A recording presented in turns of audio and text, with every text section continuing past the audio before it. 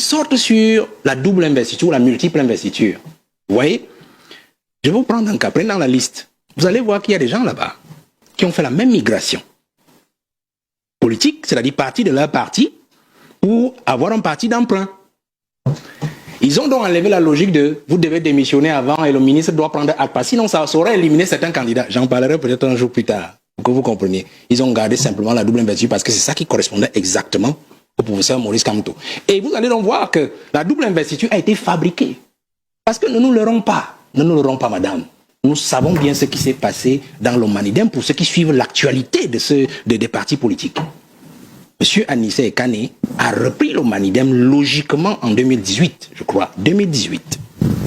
Monsieur Yebga s'est abstenu de continuer au niveau judiciaire. Il est rentré au village, comme on dit désormais. Comprenez? Donc il a accepté que, pour le bien du parti, il préfère laisser le bureau continuer. Et le même Minat d'aujourd'hui, parce que c'est le même à ce même poste-là, qui avait signé un document reconnaissant monsieur Anissé Ekane comme président du Manidem. Et en même temps, il faisait du mal à une autre présidente, c'est-à-dire Madame Kawala, en lui prenant son parti pour un certain Tita. Vous comprenez? Mais attendez, madame, d'où vient-il qu'on vous dise que, jusqu'à il y a quelques jours avant le dépôt, on a vu à Mondo Vision la falsification numérique d'une page officielle, d'un site officiel d'un ministère. Le ministre a rappelé dans son communiqué qu'il y avait eu piratage. Non. Le piratage a donc amené à effacer le nom seulement de monsieur Anissé Ekane. Et pourquoi le piratage n'a pas effacé le nom des autres présidents qui étaient en lice? Vous avez vérifié toutes les informations sur le site? Mais nous, on a aussi vérifié, madame. Est-ce que vous avez vérifié toutes les informations sur le site? Il n'y a que ce nom qui a été changé, madame. Il n'y a que ce nom qui a été changé. Donc je vais donc vous dire ceci. Je sors de là, je voulais d'abord passer ces premiers éléments pour vous faire comprendre que 2025 sans Maurice Kamto, ça ne se fera pas. Mais je vais vous faire comprendre une chose. Pourquoi est-ce que ça ne se fera pas?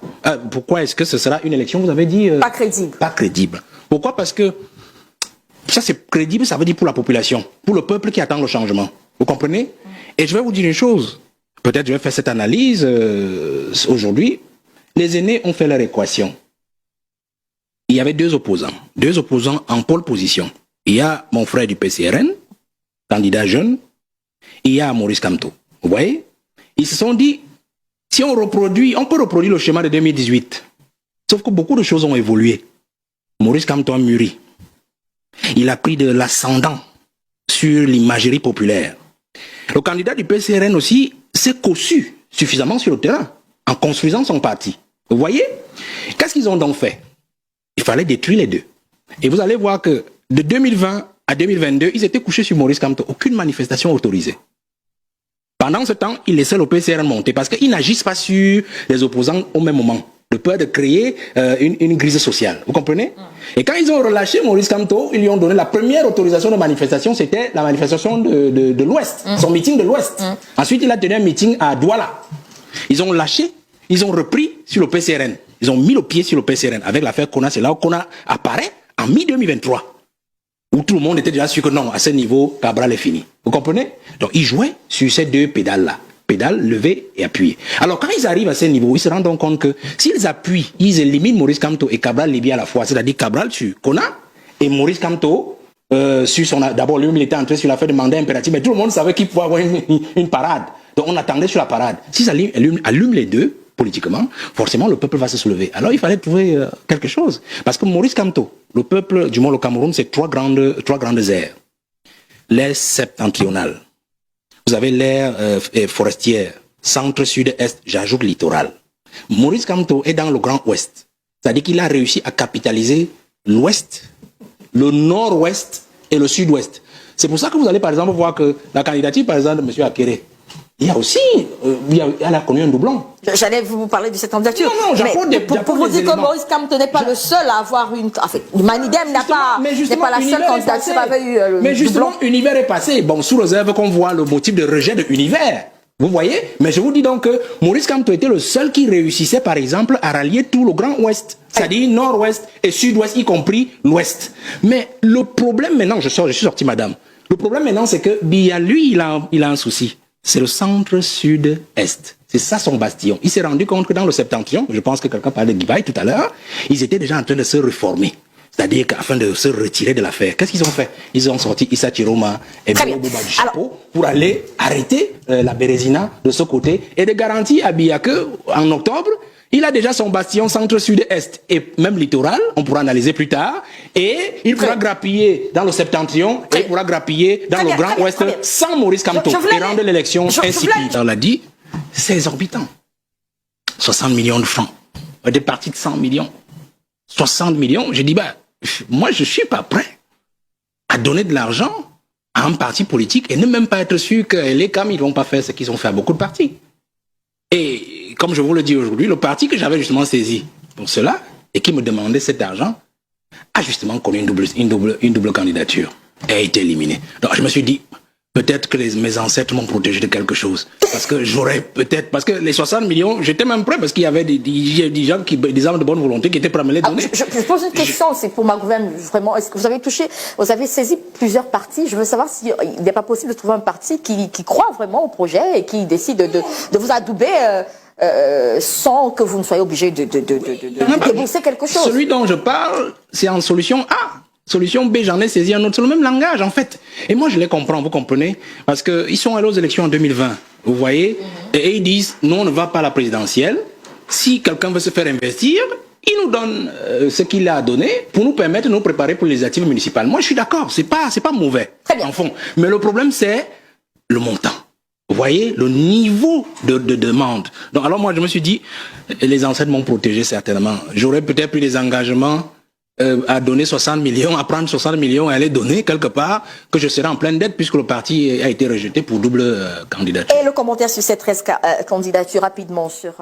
13 candidatures, bon, le je crois commentaire, que cela suscite. Moi, je ne vais pas faire un commentaire global sur l'affaire. Vous savez que moi, je mange essentiellement jeunesse, je déjeune jeunesse, je dors jeunesse.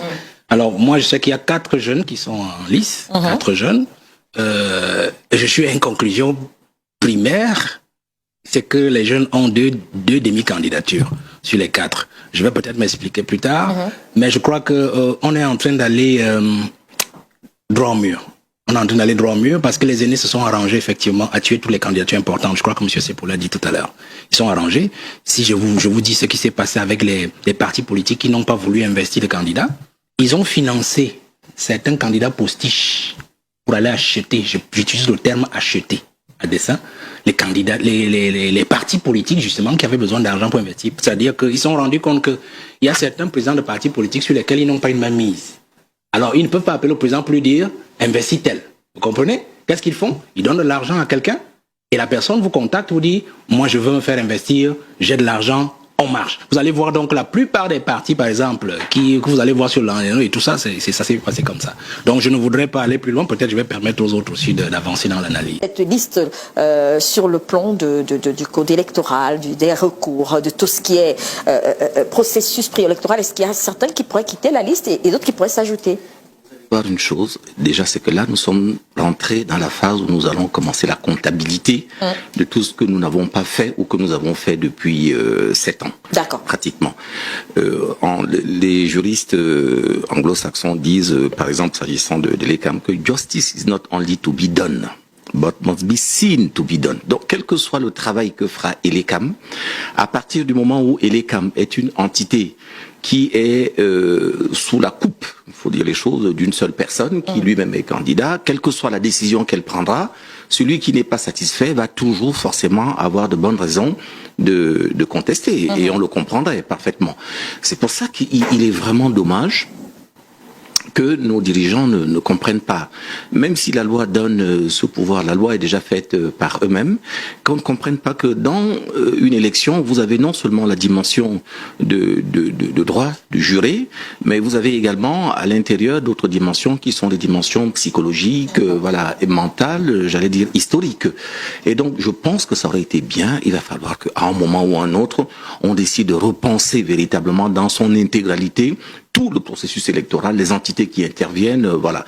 Donc, on va assister aujourd'hui le bazar, parce que je peux vous dire qu'il va y avoir un bazar, il y a toujours forcément des mécontents, découle déjà de ce qu'il y a une suspicion légitime à l'égard de ceux qui proclament les résultats ou qui font le tri.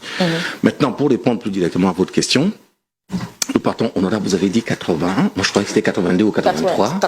83, voilà, oui. 83 finalement. Tout à fait. Donc là aussi, vous pouvez pas. Moi, je pense que je prendrais un risque si je décidais d'avoir une lecture qui est une lecture linéaire du processus. On peut toujours, il y a là-dedans des choses qui sont positives. C'est peut-être une expression d'une volonté particulière, voilà, de changer. Chacun. Ou même d'un intérêt seulement à la chose. Ouais. Je pense que là-dedans, il y a pas, tout n'est pas complètement acheté. Tout comme on ne peut pas dire que ce soit entièrement voilà tout blanc, parce que ça veut dire, comme disait l'honorable tout à l'heure, qu'il y a là-dedans aussi peut-être une dépréciation de la fonction présidentielle. Tout le monde a pu constater que même sans y être, même sans apparaître, on a quand même fait 7 ans sans qu'il n'y ait le respect du calendrier institutionnel. Je sais pas combien il y a eu de conseils de ministres, combien il y a eu de conseils supérieurs à la magistrature dans les 7 ans. Je ne parle que de ça. Des participations au final, bref, des événements qui marquent les esprits. Il y a une telle absence, une telle vacance, une telle vacuité que tout le monde finit par penser que lui aussi, il peut y être. Et c'est ça que je trouve vraiment particulièrement marquant. Voilà, tout à fait, dans cette flopée de candidatures où, voilà, tout le monde...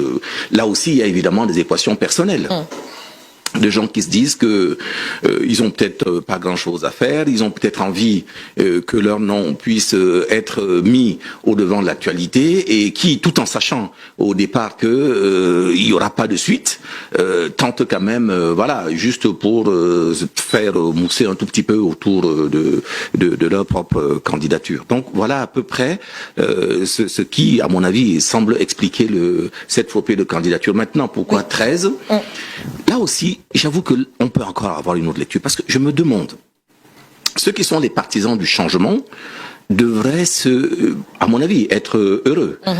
Je suis d'ailleurs, moi j'ai une double lecture, peut-être qu'on va y arriver tout à l'heure, de l'élimination du professeur Kamto. Oui, on arrivera tout à l'heure. C'est un candidat qui est important, mais en même temps qu'on l'enlève, il va y avoir naturellement une concentration plus importante, qu'on le veuille ou pas. Si ceux qui combattent aux côtés des autres, je pense qu'on a enlevé une grosse épine. Enfin, on a enlevé une épine du pied. C'est partisan, évidemment. On va y revenir. Il y a des questions de droit et autres pour lesquelles on a la possibilité toujours de discuter. J'espère pouvoir... voilà. On reviendra sur le sujet. Mais les 13 qui restent, c'est un fait, viennent concentrer un tout petit peu l'essentiel et la dynamique, l'énergie pour pouvoir combattre ce pouvoir qui, il faut le dire, est à bout de souffle. Et c'est pas nous même seulement qui le disons. Je vais rester avec vous quelques minutes avant de passer la parole à quelqu'un d'autre. Alors, le recours, techniquement, ça se passe comment? On parle de 48 heures. C'est jusqu'à quand le dépôt des recours, par exemple? Demain ou alors mardi, par exemple? C'est dimanche aujourd'hui. Je n'ai pas pris le temps d'étudier voilà, oui, le processus, mais je pensais que c'est 72 heures d'ailleurs qu'il fallait pour cela. Okay. Mais bon, peu importe, je pense que ça doit être à peu près dans les deux, entre 48 et 72 heures, pour pouvoir intenter un recours, ce qui veut dire que ceux qui n'ont pas retrouvé leur nom, c'est pour ça que je comprends pas la question quand vous me demandez s'il y a des gens qui peuvent partir de la liste. Alors je savais ça là, puisque c'est également le moment de tirer peut-être des leçons, des enseignements. Est-ce qu'à ce niveau, il y a quelques enseignements qui peuvent être tirés pour l'homme politique que vous êtes pour un processus comme celui-là? On voit, vous avez commencé par parler justement de cette difficulté aujourd'hui pour un homme politique qui voudrait se présenter pour une élection comme celle-là, de pouvoir engranger 300 signatures. C'est une leçon, peut-être un enseignement, il va falloir le refaire. Mais quels sont les autres enseignements? On a également beaucoup vu dans ces rejets de l'ECAM la question de double investiture, double candidature. Quels sont les autres leçons, enseignements qu'on pourrait tirer à ce niveau pour l'homme politique que vous êtes? La première leçon, c'est la stratégie. Finir sa stratégie. Qui est très important parce que quand on est face à un parti obèse, comme le parti au pouvoir, qui est tentaculaire dans tous les secteurs de la société et qui emploie même la machine de l'État, il faut affiner sa stratégie. Et la tester. Non seulement affiner la stratégie de percer du landerneau politique, mais aussi la tester.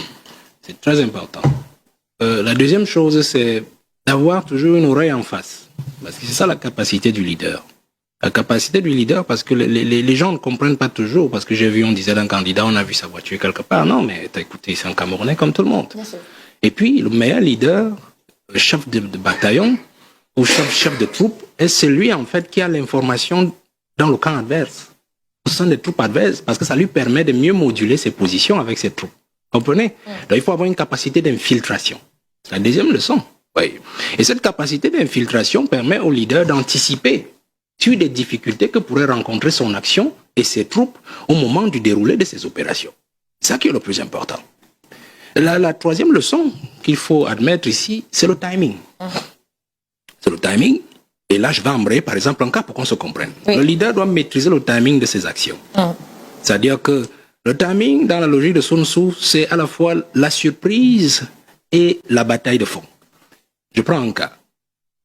Prenons l'aîné Maurice Kamto, que j'aime bien. Je vais revenir sur le fond de son exclusion. Sorti, par exemple, votre candidature, je crois le mercredi, ça a été jeté dehors le mercredi. Je crois que c'est une affaire, c'est pas eux, on dit que c'est soit la police qui a légalisé sa signature, parce que tout est parti de là. Tout est parti de là. Et puis, ça s'est enflammé sur la toile. Ils ont anticipé le dépôt de leur candidature, je crois, 1 ou 2 jours après. Et puis, donc, ils ont donné le temps au camp adverse de préparer la riposte en suscitant cette nouvelle candidature pour le même parti. Vous voyez? Donc, quand on est dans ce genre de système, le timing est important. Il aurait été de bonne loi, peut-être qu'il fasse cette affaire-là, peut-être le lundi. Oui, le lundi, c'est-à-dire que les éléments assignés à des endroits où on n'est pas sûr du secret. Alors, on va peut-être le lundi et on dépose, parce qu'en fait, le temps pour eux de susciter 30 millions d'appeler un mec qui est dans un village et qui n'est pas sous réseau, ça va être compliqué. Vous voyez? Donc, il y a le timing. Et il faut aussi comprendre, quand nous travaillons, c'est la capacité d'anticipation avec les autres, c'est-à-dire les alliances. Les alliances. Je crois, moi je vais toujours rester sur le cas Kamto. Vous allez comprendre pourquoi je suis déçu.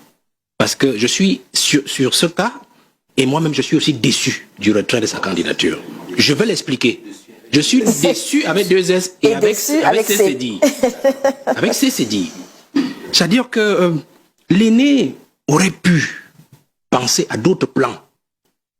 C'est-à-dire qu'au-delà de lui, celui qui avait porté toute la focalisation du camp adverse, il aurait pu penser même un plan B. Moi, je me serais attendu à ce qu'il teste même l'élément du mandat impératif avec le MRC. C'est-à-dire que même si il allait lui-même au Manidem, moi, j'aurais préféré qu'il reste au MRC, qu'il aille avec le mandat impératif, et qu'il pousse, par exemple, un candidat du MRC sur le Manidem, puisqu'il avait choisi un parti d'emprunt. Vous comprenez? Ça aurait mis le pouvoir en difficulté. C'est-à-dire que vous supprimez un candidat MRC dans le Manidem et vous allez aussi supprimer un candidat MRC dans le mandat impératif. C'est-à-dire que nous avons des élus que nous avons pris ailleurs en vertu de ce que nous avons fait. Vous voyez? Donc pour moi, c'était cela aussi. Et au-delà de ça aussi, il y avait l'alliance. Quand je dis l'alliance sur une autre étape. Moi, j'ai vu l'aîné, je me souviens il y a 2 ans, 3 ans, je me plaignais de ça. Pourquoi est-ce que l'aîné, lui, nous a négligés? Nous, les autres partis qui étions comme lui, qui n'avions pas d'élus. Vous posez la question, je suppose. Oui, parce que vous ne la posez pas nous. C'est une question rhétorique. D'accord, je comprends. Et parce que je me plaignais de ce qu'ils s'entichaient avec des gens, ils allaient à la fondation Mouna. C'est Mouna? Non, Dame. Pour penser le code électoral et tout ça. Vous n'avez pas d'élus. Vous êtes comme nous autres. Il aurait pu être une force pour nous autres, les petits partis. C'est-à-dire qu'on aurait pu se fédérer autour de lui et lui donner des éléments de stratégie. Vous comprenez ce que je suis en train de dire? Ça fait que, regardez donc ce qui se passe aujourd'hui, madame. Aujourd'hui, tous ceux avec qui il était dans la confection ou la pensée du code électoral, du nouveau code électoral consensuel, sont tous candidats. Et personne ne le soutient dans ce qui lui arrive. Personne. Le soutien aurait été quoi, par exemple? Au moins une dénonciation. Je n'ai vu aucune dénonciation, que ce soit du parti qui appartient à la fondation Dame, que ce soit les autres qui étaient avec lui. Personne. Ils sont tous passés dans cette liste des 13. Du moins pour l'essentiel qui était à cette affaire-là. Mais personne ne le soutient. Je vais donc finir en disant que, madame, nous sommes dans une logique simple aujourd'hui. Et là, je sors par là. Dire que la stratégie du professeur Kamto n'a pas payé. Je crois que ça doit... Oui, bon, moi je crois plus à ça. Vous voyez, vraiment, connaissant les gens du système, je vais vous dire peut-être ça plus après, mais je crois que ça n'a pas payé, mais ça doit nous faire tirer des leçons à nous autres qui venons en arrière et qui voulons absolument une percée politique. Ça, c'est tout ce qui se passe à ce niveau. Il y a encore beaucoup de choses qui ne sont pas terminées à ce stade de de cette présidentielle? Je pense que telles que les choses apparaissent depuis le début, on peut facilement imaginer qu'il y ait d'autres personnes qui y rentrent. L'hypothèse de personnes qui en sortent ne peut exister que s'il y a des gens qui, eux, ont subi éventuellement un préjudice du fait d'une investiture retenue. Bien sûr, il y en a. Il n'y a pas un ministère public qui doive défendre l'ordre public général sans qu'il n'ait un intérêt personnel. Nous étions deux. On a retenu plutôt mon collègue que moi, mon camarade que moi. J'ai peu éventuellement protesté. Donc, s'il n'a pas été dans le processus depuis le départ, il y a très peu de chances qu'il puisse être admissible à déposer un recours. C'est pour ça que j'envisageais cette hypothèse comme étant vraiment relativement marginale. En revanche, l'autre hypothèse est parfaitement envisageable. Il y a 70 personnes qui sont sorties. Il y en a peut-être dans l'écrémage qui a été fait à ce niveau, d'autres qui, de toute façon, manifestement, ne pouvaient pas être reçus. Et puis, il y en a d'autres qui, en tout état de cause, vont devoir essayer de jouer leur chance devant le Conseil constitutionnel et qui ont, de mon point de vue, une chance de pouvoir y rentrer. Je vais vous dire pourquoi. Il y a d'abord une première chose qui tient de ce que on se demande aujourd'hui. Je vous ai dit dès le départ qu'à partir du moment où vous avez l'un des acteurs dans le processus de contrôle qui a été désigné par une seule des parties, si vous jouez un match de football et que l'arbitre arrive avec le maillot d'une des équipes, il y a beaucoup de chances que l'autre équipe, même s'il y a un hors-jeu manifeste, c'est sûr que vous donnez des armes à l'autre de contester toutes les décisions, même normales, qui vont être prises. Donc le Conseil constitutionnel va forcément être amené à intervenir dans ces conditions, de telle sorte que la décision qu'il prendra, en tout état de cause, va être regardée déjà avec suspicion parce que c'est le Conseil constitutionnel. Mais en même temps, parce que le même Conseil constitutionnel ne nous a pas beaucoup habitués à prendre des décisions qui sont compréhensibles de lui. Le fait d'être tout le temps ou dans l'incompétence ou dans l'irrecevabilité nous laisse un tout petit peu sur la faim, même lorsqu'il s'agit de questions qui relèvent parfois du processus électoral dont il est le gardien en premier, si ce n'est pas exclusif. Donc, on peut imaginer qu'il va y avoir des personnes qui vont néanmoins tenter leur chance parce que c'est ça la nature humaine. Et il y a des chances que, pour sans doute essayer de se racheter une virginité auprès de l'opinion publique qui le regarde, qu'il essaye d'en rattraper une ou deux pour essayer de dire, bon voilà, ceux qui ne seront pas dedans, voyez bien que j'ai procédé à un deuxième contrôle et il est apparu que il y en avait qui étaient là. Donc, pour mieux crédibiliser le fait que ceux qui ne sont pas là sont véritablement le fait de sa démarche. Donc, je vous disais tout à l'heure que dans le droit, tout le parcours du droit, qu'on le veuille ou pas, à partir du moment où vous avez la dimension de l'homme qui va devoir engager une procédure, la dimension de l'homme qui va devoir subir la décision et la dimension de celui qui va devoir rendre sa décision, il ne peut pas être, quel que soit son degré d'immanence, il ne peut pas faire fi des contingences locales, du moment psychologique. Donc je pense que le Conseil constitutionnel va être pris entre ces deux feux, entre la dimension politique et la dimension juridictionnelle qui est la sienne, et je pense qu'il essaiera quand même de prouver que la décision qu'il prend est une décision parfaitement acceptable. Donc il y a des chances qu'il y ait effectivement des gens qui rentrent plus tard dans la liste des 13. Avant de passer la parole à l'honorable N'Djib Mette, je voulais également poser une question, et c'est vrai quand même surprenant, étonnant peut-être de voir quelqu'un qui n'a pas participé à cette course venir porter un recours. Je veux prendre le cas pour cas. Le cas par exemple Robert Cornat, je crois que c'est le nom. Est-ce qu'il serait possible aujourd'hui qui demande à ce que la candidature du président Cabral-Libby ne soit pas retenue? Je parle de façon très triviale pour qu'on comprenne. Est-ce que quelqu'un qui n'a pas pris part au processus, n'a pas été candidat, pourra venir attaquer une candidature aujourd'hui devant le Conseil constitutionnel? C'est possible, ça? Parmi les côtés positifs que j'ai oublié de mentionner tout à l'heure lors de ma première prise de parole, c'est que nous avons, par cette flopée de candidatures, au moins une vie. On a des éléments de discussion. Je ne pense pas que nous ayons jamais eu l'occasion de nous retrouver confrontés à ce genre de situation. Je pense que les constitutionnalistes, les politistes, sociopolitistes, les historiens même, vont avoir beaucoup de pain sur la planche, en raison de cette situation qui est, à mon avis, inédite. On n'a jamais vu le président en poste être aussi challengés. Et beaucoup de gens pensent même qu'ils ont de bonnes chances. Nous pouvons imaginer qu'aujourd'hui, il y a peut-être de bonnes raisons de croire que une bonne organisation, une bonne stratégie peut parfaitement challenger de façon véritable l'actuel pouvoir pour différentes raisons. Peut-être que nous allons avoir l'occasion d'y revenir. Donc, par conséquent, il est fort probable que vous ayez des gens qui nous donnent la possibilité d'avoir encore beaucoup de grains à moudre. Donc cette situation, on l'a peut-être jamais connue auparavant. Mais il n'est pas exclu. Mais il n'est pas à exclure. Moi, je pense à titre personnel que seules les personnes qui sont comprises dans le processus électoral, il s'agit de candidatures. Les candidatures sont le fait de deux choses, deux acteurs, deux entités. Vous avez le parti politique et vous avez le candidat lui-même. Donc si vous n'avez pas fait partie du processus dès le départ, je ne vois pas en quelle qualité, pas d'intérêt, pas d'action, en quelle qualité vous seriez fondé à déposer un recours. L'autre recours peut être évidemment, je veux dire, l'autre intérêt peut être compréhensible, qui peut être celui de la paternité sur un parti politique, là, voilà. Mais ça ne relève pas du processus électoral. C'est pour ça que de mon point de vue, de mon interprétation, je pense que même si sa demande venait à être admise, à être envisageable intellectuellement, je doute fort qu'elle soit recevable, et si elle était recevable, je doute fort qu'elle puisse prospérer.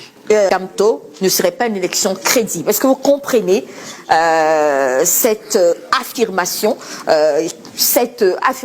d'ailleurs soutenue par, comme je disais, plusieurs personnes qui ont pris la parole sur des espaces publics pour le dire. Que pensez-vous de cela? Non, c'est clair, ils ont raison. Pourquoi est-ce qu'une élection sans Kamto ne serait-elle pas crédible?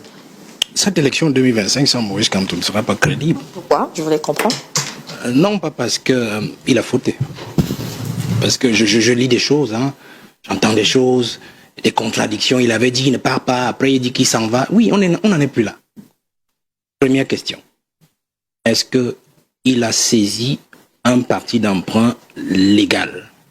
Oui, Manidem, reconnu par l'administration et qui existe depuis, je crois, près d'une trentaine d'années. Deuxième question. Est-ce que le président de ce parti était celui statutairement prévu? Oui. Parce que c'est Anissé Kane. Je peux continuer? Est-ce que l'investiture a été faite selon les règles du parti? Est-ce que l'investiture a été faite selon les règles du parti? Elé Kam nous a répondu. Non. Non. Le motif de rejet. Je crois que c'est double investiture. Justement. C'est ça, non? Double investiture. Multiple investiture. Ça veut dire qu'il n'y a pas un problème sur l'investiture. Il y a un problème sur le nombre d'investitures. Ok. Ça veut dire que l'investiture a été faite dans les règles de l'art. Sous réserve que nous voyons les motifs de rejet des autres candidats. Vous voyez? Donc, je pose ces trois questions. Maintenant, je vais vous dire, pourquoi je vous dis que c'est important? S'il est hors jeu, ça n'aura pas de sens, parce que le fait qu'il ait donc été éliminé arbitrairement, parce que je posais ces questions pour qu'on se comprenne, qu'il a été éliminé arbitrairement. Suivez les débats, parce que vous avez parlé des réseaux sociaux tout à l'heure. Une fois qu'il a déposé, je crois jeudi ou vendredi, je ne sais plus, alors il y a des apparatchiks du parti et leurs alliés, ministres d'ailleurs, qui ont dit il a commis une faute, la loi sur les partis politiques de 1990, il devait d'abord démissionner et puis déposer chez le gouverneur, et puis le ministre devrait prendre acte. Ce n'est qu'à partir de là qu'on pourrait penser qu'il a vraiment démissionné du MRC. Non. Cette loi agrège en fait le processus politique. Et elle ne prévoit pas tout ce qu'ils ont raconté.